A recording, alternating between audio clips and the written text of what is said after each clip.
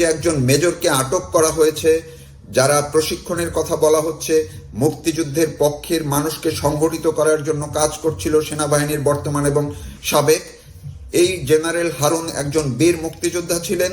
তিনি খুব সাহসী একজন মানুষ ছিলেন।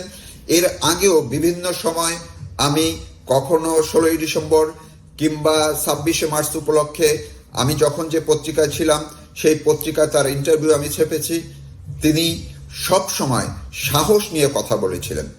তিনি ডেস্টিনি বিষয়ক মামলায় গত আওয়ামী লীগ সরকারের সময় তিনি কারাগারে ছিলেন, মুক্তি পেয়েছেন, কিন্তু সেই মামলা চলছিল।